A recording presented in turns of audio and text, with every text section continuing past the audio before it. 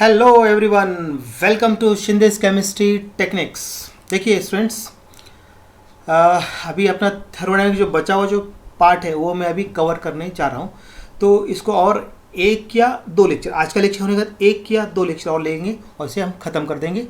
Okay, आज इसका मैं ना ये आपका 7 बजे प्रीमियर में डाल दूंगा इसको मैं। ओके चलिए, तो अभी अपना नेक्स्ट जो आर्टिकल है वो है थर्मोकेमिस्ट्री। क्या है? थर्मोकेमिस्ट्री मतलब थर्मोकेमिकल इक्वेशन पहले देख लेते हैं। थर्मोकेमिस्ट्री में थर्मोकेमिकल इक्वेशन देखो, तो इट इज़ द, क्योंकि अपना एक्सो एंडो प्रीवियस लेक्चर में हो चुका है। ओके, अभी हमको देखना है थर्मोकेमिकल इक्वेशन। वो पूरा डिटेल पढ़ लीजिए आप यहाँ पर। अब देखिए थर्मोकेमिकल इक्वेशन, तो उसमें क्या होता है, या तो हीट इवॉल्व होगी या तो हीट एब्जॉर्ब होगी। तो उसके पूरे रूल्स हमको समझना है ज़रा। तो पहले इसका मीनिंग देखते हैं। It is the balanced chemical equation in which the exact value of enthalpy change, physical state and number of moles of reactant and products are specified. कोई भी रिएक्शन रहेगी ना, तो उसके अंदर उसके नीचे उसका फिजिकल स्टेट लिखा होगा, उसका टेम्परेचर लिखा होगा, नंबर ऑफ मोल्स होगा, पूरी बैलेंस केमिकल इक्वेशन। उसको हम क्या बोलते हैं? थर्मोकेमिकल इक्वेशन हम उसको बोलते हैं। ओके, बात समझ आ रही है मेरी आपको? देखिए, तो it is balanced chemical equation in which the exact value of, मैं इसको ये कर देता हूँ, हाईलाइट कर देता हूँ जिससे आपको क्लियर दिखेगा। देखो, it is the balanced chemical equation in which the exact value of enthalpy change, the physical state and number of moles of reactants products are specified। देखिए, ये डेफिनेशन होगी थर्मोकेमिकल इक्वेशन की। ओके, अब हम देखते हैं यहाँ पर, देखो, following are the guidelines for the writing the thermochemical equation. Thermochemical equation लिखने के कुछ रूल्स है, कुछ गाइडलाइंस दी आईयूपी सिस्टम, तो उसको हम देखते हैं यहाँ पर। तो सबसे पहले देखिए, equation must be balanced. Obviously balance ही होना चाहिए इक्वेशन। उसके देखो, the physical states of reactants and product must be indicate in the bracket. जैसे अभी सॉलिड होगा तो सॉलिड के लिए ब्रैकेट आपको एस लिखना पड़ेगा, गैस होगा तो आपको स्मॉल जी लिखना पड़ेगा, लिक्विड होगा तो स्मॉल एल लिखना पड़ेगा, अगर एक्वियस लेते हैं अगर आप तो ए क्यू लिखना पड़ेगा। तो ये आप लोग 10th में पढ़ा होगा, आप लोगों ने 10th में आपको पढ़ाया था, 9th या 10th में कहीं ना कहीं आप लोगों ने इसको पढ़ लिया होगा। याद आ रहा है आप लोगों को? तो देखिए, अभी तो आपको फिजिकल, पहले तो इक्वेशन बैलेंस्ड होनी चाहिए। फिर आपको क्या करना, नीचे सबस्क्रिप्ट नीचे लिखते हैं।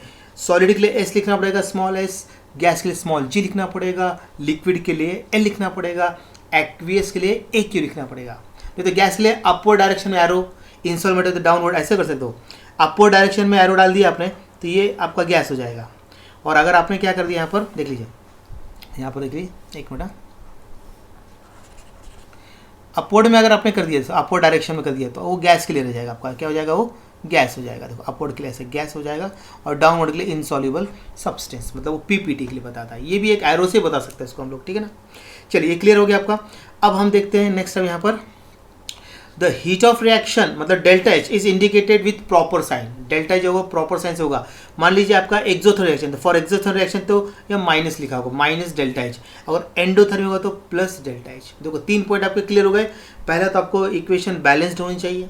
दूसरा, आपको फिजिकल स्टेट को ब्रैकेट में सबस्क्रिप्ट लिखना चाहिए, नीचे नीचे लिखते हैं, इंडिकेट करते हैं, वहाँ इंडिकेट तो नीचे लिखना होता है ब्रैकेट में, या फिर ऐसा ब्रैकेट में होना चाहिए। जैसे आपने लिखा यहाँ पर, मान लीजिए मीथेन लिखा आपने, तो मीथेन को आप यहाँ ब्रैकेट लिखेंगे गैस, ऐसा ब्रैकेट में इस टाइप से। वाटर लिखा आपने ऐसा, तो H2 यहाँ पर लिखना पड़ेगा आपको लिक्विड ऐसा, या एक्विस भी लिखा तो चल जाएगा, लिक्विड, ये लिक्विड स्टेट में, तो ऐसा आपको बताना पड़ता है, ठीक है ना। अगर आपका समझो डेल्टा एच नेगेटिव वैल्यू है, अगर एक्सोथर्मिक के लिए नेगेटिव, एंडोथर्मिक के लिए पॉजिटिव, तो ये 3 पॉइंट मेरे ख्याल से आप क्लियर हो गए होंगे आपके।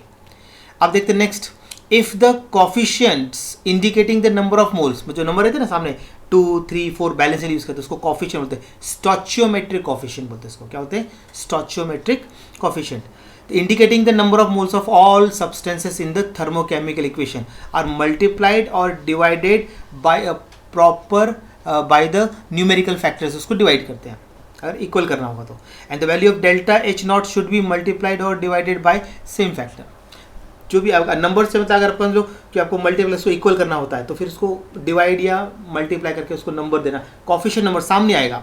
जैसे आप देखो, इसके सामने मैंने 2 नंबर डाल दिया, 2 2 2 2 2, और ये नंबर भी आपका जो होगा ना डेल्टा एच होगा, इसको भी मल्टीप्लाई करना पड़ेगा। मतलब सारे इक्वेशन को आपको किसी भी नंबर से डिवाइड कर रहे हैं या फिर मल्टीप्लाई कर रहे हैं तो पूरे इंटीजर से ही है, उसको बोलते हैं न्यूमेरिकल फैक्टर बोलते हैं, उससे डिवाइड या मल्टीप्लाई कर सकते हैं, ठीक है ना।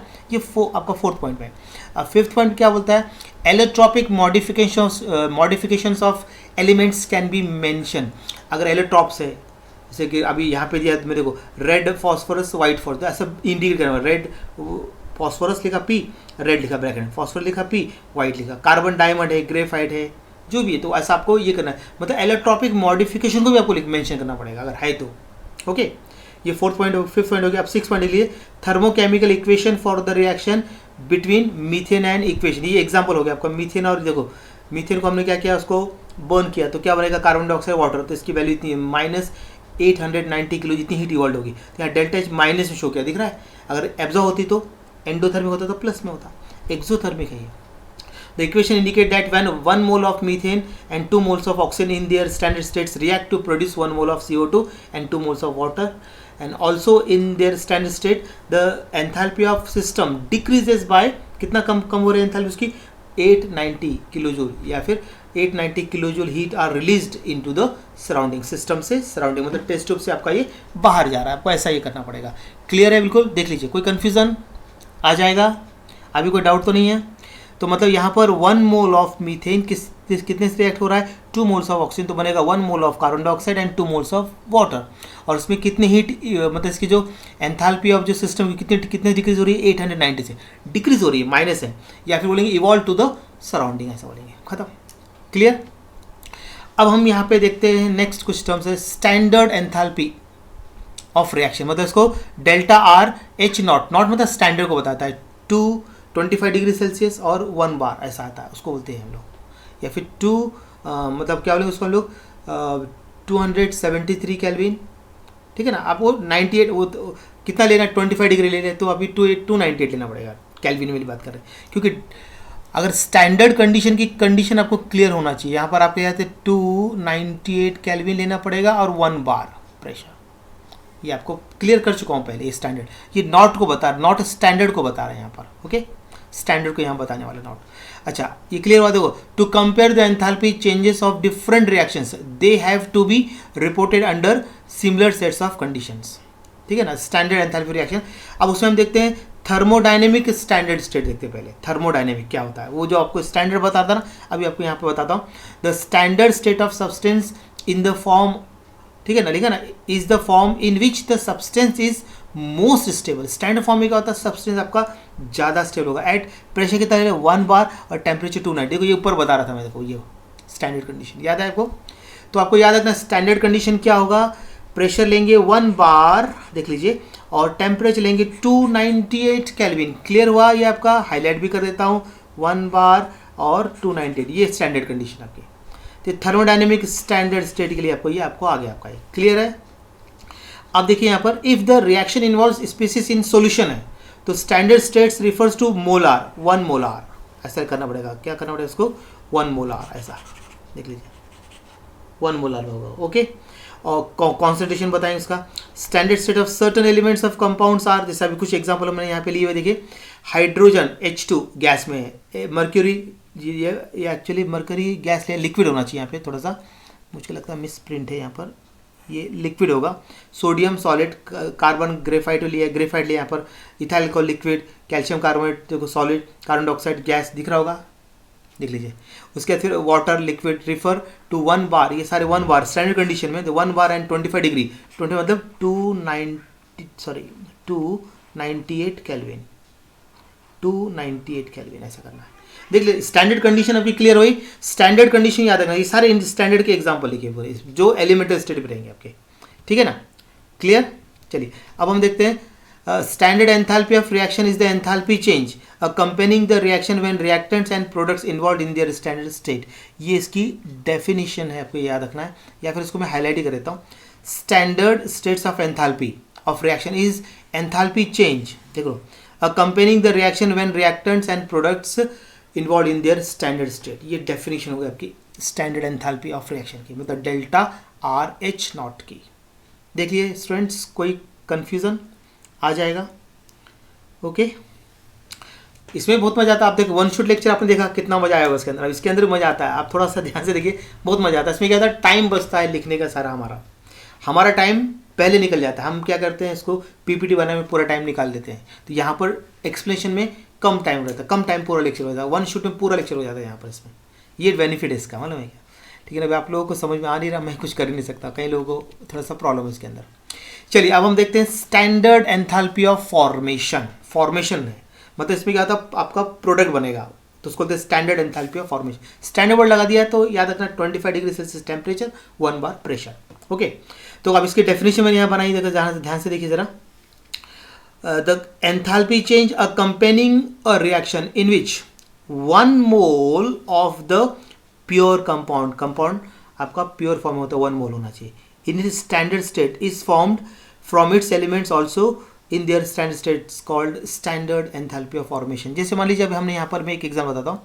अगर आपने यहाँ पे क्या किया, हाइड्रोजन लिया, ठीक है ना, ये गैस स्टैंडर्ड ऐसे लिख रहा हूँ, प्लस ऑक्सीजन लिया मैंने यहाँ पर, ठीक है ना, ये गैस, ठीक है ना, यहाँ पे 1 मोल बना चाहिए, तो वाटर मैंने से 1 मोल बनाया, 1 मोल बनाया, ये लिक्विड ऐसा 1 मोल, तो यहाँ पे हाफ डालना पड़ेगा बैलेंस के लिए, क्योंकि एक ऑक्सीजन है, तो ये स्टैंडर्ड स्टेट में।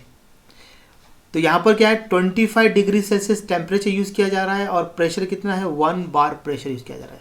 ध्यान से देखिए डेफिनेशन में, the enthalpy change accompanying a reaction in which 1 mole of the pure compound in its standard state is formed from its element also in their standard states is called standard enthalpy of formation। इसको हम कैसे denote करेंगे देख लीजिए, इसको यहाँ पे ध्यान से देख लीजिए, इसको हम कैसे डिनोट करने वाले हैं, देख लीजिए, इसको हम डिनोट करेंगे, देख लीजिए। इट इज डिनोटेड बाय, ध्यान से देखना जरा, it is denoted by delta F H not. F मतलब फॉर्मेशन को डिनोट कर रहा है, आर मतलब रिएक्शन को बता रहा था, ये ऐसा। It is denoted by delta F H not, not मतलब स्टैंडर्ड को बता रहा है, एफ मतलब फॉर्मेशन, डेल्टा मतलब चेंज हीट, जो भी चेंज आ रहा है उसके अंदर। अब हमने एक एग्जांपल लिया, देखो ए मतलब, देखो यहाँ पे स्मॉल ए मतलब कॉफिशिएंट, मतलब नंबर ऑफ मोल्स बोलेंगे, क्या बोलेंगे हम इसको, नंबर ऑफ मोल्स। बी मतलब देखो ए स्मॉल बी, ये आपका होगा stoichiometric coefficient. C D B, ये भी स्टोइचियोमेट्रिक कॉफिशिएंट।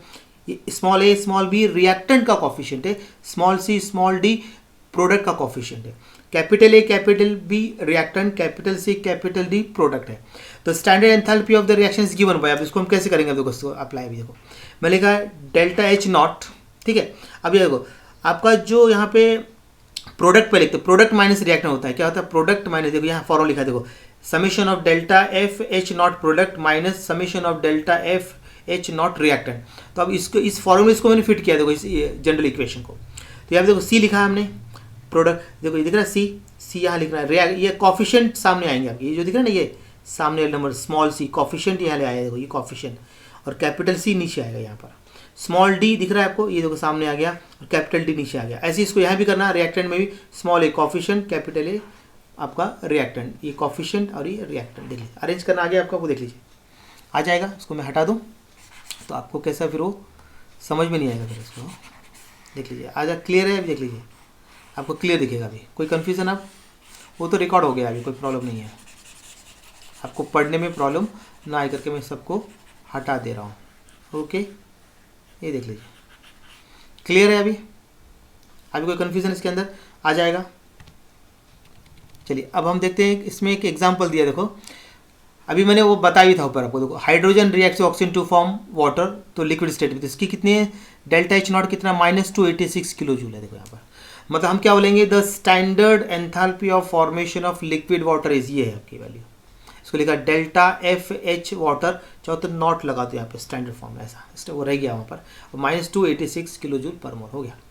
अब आपको थोड़ा ये पॉइंट याद रखना है कि standard enthalpy of formation of an element is 0। देखो कब होगी 0, जब वो एलिमेंट हो, जैसे H2 Cl2 जो एलिमेंटल स्टेट में उसका 0 होगा। और delta H F can be either positive और नेगेटिव, ये पॉजिटिव भी हो सकता है और नेगेटिव भी हो सकता है, ये ध्यान रखना है आपको। क्लियर है ये? तो standard enthalpy of formation of element, जितने भी एलिमेंट्स रहेंगे मतलब एलिमेंटल स्टेट में 0 होता है, जैसे कुछ एग्जांपल हमने दिए यहाँ पे, जैसे हाइड्रोजन क्लोरीन, इनके 0 होगा, ठीक है ना। आर्गॉन का बोला मैं, तो आर्गॉन का भी 0 होगा स्टैंडर्ड स्टेट में, ठीक है ना। आपने बोला कि यहाँ पे P4 इसका 0 होगा, हमने बोला कि सल्फर एसिड इसका 0 होगा, ऐसा आएगा, समझ आ रहा है कि नहीं। अब हमने बोला कि यहाँ पर बोला कि क्लोरीन लिखा है, हमने यहाँ पे लिखा समझ लो सोडियम लिखा, तो इसकी जीरो होगी, एलिमेंट स्टेट में जीरो। बात समझ आई आपको, ये थोड़ा याद रखना आपको, ठीक है ना। चलिए अब थोड़ा सा इस पर न्यूमेरिकल्स आएगा आपको, कैसे आएगा आपको एक सॉल्ट बताता हूँ, बाद में हम इसकी प्रैक्टिस बाद में करने वाले, पहले मैं चैप्टर जल्दी खत्म कर दूँ, फिर बाद में इसके न्यूमेरिकल्स का अलग से एक वीडियो बनाएंगे अपन न्यूमेरिकल के लिए, क्योंकि आपको इसमें जल्दी खत्म करना है ना, तो मैं इसमें इसका ज़रा चैप्टर पूरा फिनिश कर दूँ, फिर बाद में हम डिस्कशन करेंगे, न्यूमेरिकल्स का अलग एक वीडियो बनेगा आपका।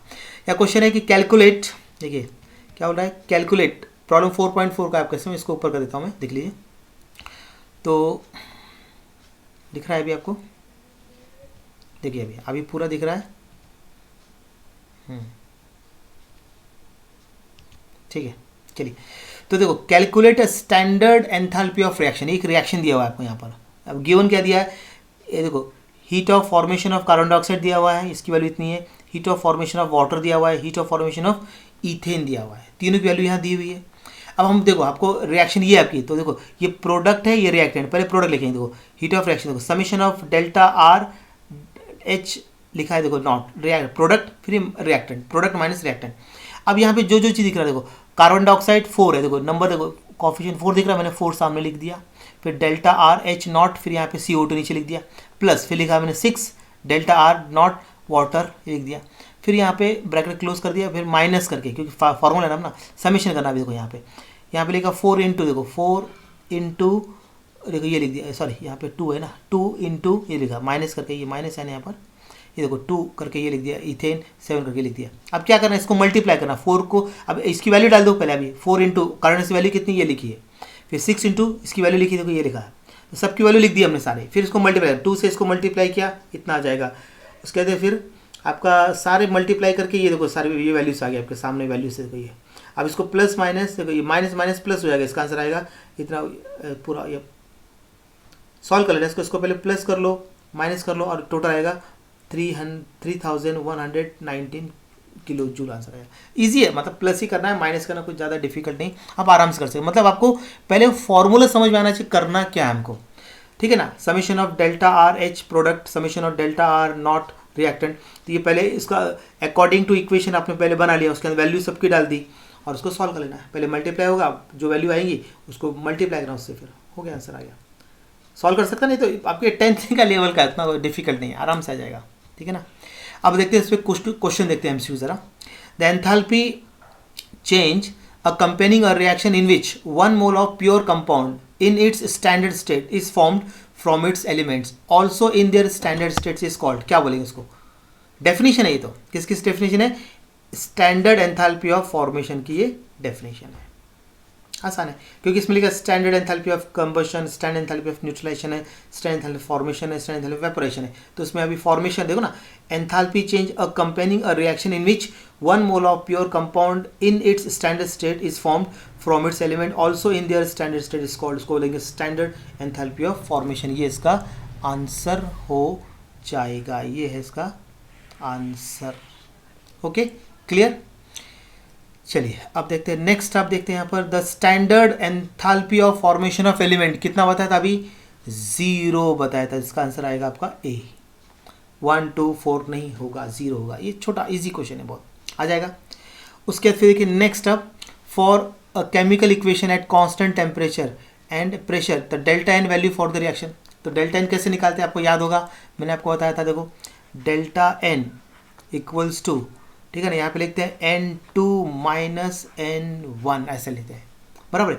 ये आपका N2 मतलब होता है यहाँ पर आपका नंबर ऑफ मोल्स ऑफ, क्या आएंगे आपके प्रोडक्ट, ये आपका number of moles of gaseous के लिए काम आता है, सॉलिड लिक्विड के लिए होगा, number of moles of gaseous product, number of moles of gaseous reactant. तो देखो प्रोडक्ट आपका इक्वेशन देख लेना आप, अगर इक्वेशन है तो वर्ड्स में लिखा होगा, वर्ड से आपको इक्वेशन बनाते आना चाहिए, ठीक है ना।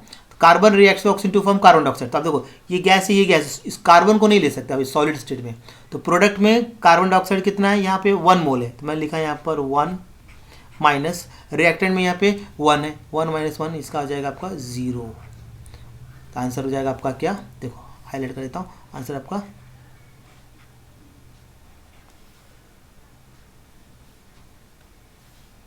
ये हो गया आपका आंसर यहाँ पे 0, ये देख लीजिए, क्लियर, ऐसा आंसर आएगा, बहुत आसान है। Number of moles of gaseous product minus number of moles of gaseous reactant. तो ये देखो, ये आपका जो होगा, ये आपका प्रोडक्ट है, ये आपका रिएक्टेंट है, ऐसा ले लिया मैंने, बराबर है कि नहीं। चलिए क्लियर, बहुत आसान है। अब ऐसी स्टेप एक और क्वेश्चन आपको मैं देता हूँ, देख लीजिए। क्वेश्चन यहाँ पे बोल रहा है कि in the following thermochemical equation at 273 kelvin the value of delta N, निकाल सकते हैं आराम से, ये इक्वेशन दिया हुआ है आपके पास। तो गैस गैस लिक्विड नहीं लेना, लिक्विड नहीं लेना, सिर्फ अभी दोनों को ही लेना पड़ेगा। तो अभी अपना फॉर्मूला क्या है देख लीजिए, delta N equals to N2 minus N1, ये फॉर्मूला अपना। तो अभी प्रोडक्ट यहाँ पे ये दिख रहा है, ये प्रोडक्ट ये है, ये प्रोडक्ट है और ये रिएक्टेंट है। प्रोडक्ट कितना दिया है यहाँ पर 6 दिया हुआ है, 6 माइनस यहाँ पे कितना 7.5 है, ये 7.5 माइनस करेंगे तो क्या आएगा 0.5, लेकिन यहाँ पे ये बड़ा नंबर उसमें माइनस आएगा सामने, माइनस मतलब आपका ए आंसर करेक्ट होगा इसका। हाँ, ए आंसर आपका इसका करेक्ट होगा, ये देख लीजिए आंसर एक करेक्ट, देख लीजिए इजी क्वेश्चन है, वो ज़्यादा डिफिकल्ट लेवल कुछ नहीं है इसके अंदर, ठीक है। अब हम देखते हैं नेक्स्ट जो टर्म है वो है आपका यहाँ पर standard enthalpy of combustion. Burn करना है, वो पहले इसमें हमने पढ़ा था स्टैंडर्ड एंथैल्पी ऑफ फॉर्मेशन। तो कंबशन सी आएगा, मतलब इसको हम कैसे डिनोट करेंगे, यहाँ पे देख लीजिए डिनोट डेल्टा एच, देख लिखा ना डेल्टा सी एच। स्टैंडर्ड लगाना तो आप चाहो तो यहाँ पे ये लगा सकते हैं स्टैंडर्ड फॉर्म में, यहाँ पे नॉट लगा दो ऊपर, ये हो गया standard form. The enthalpy change, मैं इसको हाईलाइट करने वाला हूँ, देखिए अब यहाँ पर the enthalpy change accompanying in a reaction when 1 mole of the substance in the standard state reacts completely with oxygen or is completely burnt in atmosphere is called combustion। मतलब 1 मोल जो रहेगा, 1 मोल कोई भी सब्सटेंस कंप्लीटली बर्न होना चाहिए, फिर access of oxygen के presence burn होना चाहिए, उसको हम क्या बोलने वाले, ठीक है ना, उसको बोलते हैं standard enthalpy of combustion. The enthalpy change accompanying a reaction in which 1 mole of the substance in the standard state reacts completely with oxygen or in completely burnt in the atmosphere is called standard enthalpy of combustion। इसको हम denote करेंगे delta C H not से करेंगे, देख लीजिए। और ये हमेशा नेगेटिव ही होना चाहिए, कैसा होगा, ऑलवेज नेगेटिव, याद रखना ऑलवेज नेगेटिव, ओके नेगेटिव रहेगी क्योंकि कंबशन हीट बाहर निकलने वाली नेगेटिव होगा, एब्जॉर्ब होता है तो प्लस होता है, ठीक है। जैसे हमने यहाँ पे एग्जांपल दिया है, कार्बन मोनोऑक्साइड गैस को हमने कंबशन किया तो बनेगा कार्बन डाइऑक्साइड। इसमें कितनी हीट इवॉल्व हो रही है, देखो -283 किलो जूल हीट इसमें से इवॉल्व हो रही है, ठीक है ना, clear, -283। The standard enthalpy of carbon monoxide कितनी हो गई यहाँ पे, देखो डेल्टा सी एच नॉट सी ओ ऐसा लिखते हैं इसको, तो -283 किलो जूल पर मोल।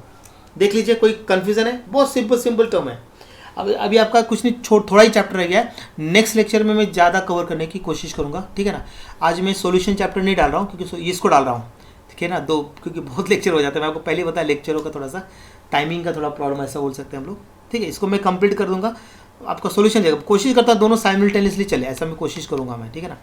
कुछ नहीं, 2-1 लेक्चर लगेंगे यार, बस टेंशन मतलब, अभी आपको ये चैप्टर खत्म है आप लोग, ठीक है ना। चलिए अब इस पर एक क्वेश्चन बनाए मैं, देखो the enthalpy change accompanying a reaction in which 1 mole of substance in the standard state reacts completely with oxygen or is completely burnt in atmosphere is called। अभी बताया था मैंने, इसको क्या बोला था, इसको आपको याद कीजिए, अभी बताया था स्टैंडर्ड एंथैल्पी ऑफ कंबशन, ये आंसर है, बाकी नहीं होगा, न्यूट्रलाइजेशन फॉर्मेशन ये नहीं होने वाला है, ठीक है ना। तो यहाँ पर हो गया। अब आपका बॉन्ड एंथैल्पी और ये थोड़े से छोटे और टर्म रह गए, हिज लॉ रह गया, मेन अभी हिज लॉ रह गया है, तो वो करके फिर आपका फिनिश कर देंगे, ठीक है। जितना देखता हूँ मैं, जितना मेरे से बेस्ट हो सकता कर रहा हूँ मैं, क्योंकि आप लोग नाराज मत होइए, बस आप अपने क्या कीजिए, आप अपने फ्रेंड सर्कल को ज़्यादा स्प्रेड, आप देखो मैं रेगुलर डाल रहा हूँ, रोज लेक्चर, एक लेक्चर आपका फिक्स रहेगा, कुछ भी हो जाए। बाद में फिर हम लोग क्या कर सकते हैं, इसको बढ़ा सकते हैं लेक्चर को, फिर बाद में जैसे जैसे मेरा ये थोड़ा रिलीज होता जाएगा बढ़ा जाएंगे, ठीक है ना। आप थोड़ा सा ज़रा, कैसे आप जानते हैं सभी लोग अब घर पे ही कोरोना के कारण, कोविड-19 कारण बहुत प्रॉब्लम है, थोड़ा सा मेंटल सभी का स्टेटस भी ज़रा अलग हो गया है, घर पे बैठ के बाहर ज़्यादा घूमना नहीं, कुछ नहीं, क्योंकि डर बैठा हुआ है ना। तो इसलिए उसको थोड़ा देखते हुए थोड़ा सा ज़रा नेगोशिएट कीजिए ज़रा, ठीक है ना, तो कोई प्रॉब्लम नहीं आएगा आपको, ओके। अच्छा, और आपको बताता हूँ, आप लोग क्या कीजिए, अनअकैडमी पे ज्वाइन कीजिए ना मेरे को, आप कितने सारे स्टूडेंट्स हैं आप लोग, फ्री वाला, मैं आपको ये नहीं कहता हूँ, मैं आपको कहता हूँ स्पेशल का आप ज्वाइन कीजिए, सिर्फ बाकी का नहीं बोलता मैं आपको, आप स्पेशल का आराम से ज्वाइन कर सकते हैं। देखो स्पेशल क्लास आप ज्वाइन वहाँ कर सकते हैं, ये फ्री लेक्चर्स होते हैं, ये कैसे होते हैं आपके फ्री लेक्चर्स होते हैं, यहाँ पे फ्री लेक्चर्स है ये, ओके, ये फ्री लेक्चर्स है। इसका जो मेरा टाइमिंग है वो रहता है मॉर्निंग 8 to 9 AM। और आपको बताता हूँ संडे को 3 चैप्टर पे टेस्ट भी ले रहा हूँ यहाँ पर मैं अनअकैडमी में। 3 टेस्ट, मतलब कि 3 चैप्टर पे टेस्ट है। उसका मैं चैप्टर्स के नाम आपको बता देता हूँ, उसमें कौन कौन से चैप्टर रहेंगे। एक तो आपका देखिए, एक मैं चैप्टर का नाम बताया था। पहला मैं ले रहा हूँ HD मतलब हेलोजन डेरिवेटिव्स। दूसरा जो चैप्टर है वो आपका है एल्कोहल, फिनॉल एंड ईथर्स। और तो तीसरा जो चैप्टर है वो है अल्डिहाइड्स, ठीक है ना, कीटोन्स एंड कार्बोल। ये तीनों का कंबाइंड टेस्ट है। 50 MCQs रहेंगे। अब ये लाइव रहेगा तो आप यहाँ पे ज्वाइन कीजिए इसको। ये संडे को है। कब है ये आपका? 13 दिसंबर को टेस्ट है ये। और टाइमिंग बताया था, इसका टाइमिंग है 8 to 9, वही रहता है टाइमिंग आपका, कुछ प्रॉब्लम नहीं है। ये ऐसा आपको करना है, टेस्ट दीजिए इस पर ये, ठीक है ना। मेगा क्विज ले रहा हूँ मैं यहाँ पर, आपको मैं डाल दूंगा, इसमें आपको दिखेगा मेगा क्विज है। तो ये तो ज्वाइन कर सकते हैं ना आप आराम से। आप लोगों को टेस्ट तो ज्वाइन कीजिए और रेगुलर इस पर आने की कोशिश कीजिए 8 to 9, तो आपका वहाँ भी कवर हो जाएगा, यहाँ भी कवर हो जाएगा, ठीक है ना। मैं प्लस पे नहीं बोल रहा हूँ, मैं बोल रहा हूँ स्पेशल पे ज्वाइन कीजिए तो आपका काम हो जाएगा बहुत सारा। यहाँ तो ज्वाइन कीजिए ना आप। ओके, चलिए फिर अब आज का हम वीडियो यहाँ पर स्टॉप करते हैं। बाकी जो बचा है वो नेक्स्ट वीडियो में देखेंगे। तब तक आप अपने फ्रेंड्स को ये मेरा वीडियो ज़्यादा से ज़्यादा शेयर करने लगाइए, लाइक करने लगाइए। ओके, आपका प्यार ऐसे ही बना रहे, मैं ऐसी मैं उम्मीद करता हूँ। और ज़्यादा से ज़्यादा सब्सक्राइब करने लगाइए अपने फ्रेंड सर्कल में, ठीक है ना। चलिए फिर यहाँ पे हम अभी अपना लेक्चर यहाँ पर स्टॉप करते हैं। Okay, bye.